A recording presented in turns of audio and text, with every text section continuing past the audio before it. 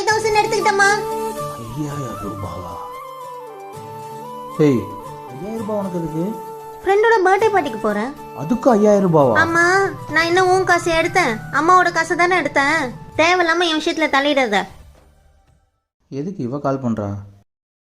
Hello hello அண்ணா, இங்க ஒரு பிரச்சனைண்ணா. நான் உனக்கு லொகேஷன் அனுப்புறேன், நீ உடனே வந்துரு.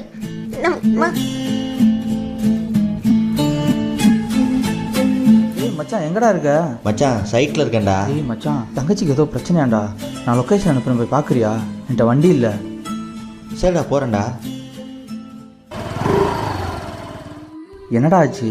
ஒன்றும் இல்லைடா, ஃப்ரெண்ட் எங்கேயும் வண்டி விட்டான் போல, கூட்டம் பண்ணோட பயந்துருச்சுடா. மச்சான் அந்த வண்டியை மெக்கானிக்கில் விட்டேன்டா. காசுலாம் கொடுத்துட்டேன்டா, ஒன்றும் பிரச்சனை இல்லை.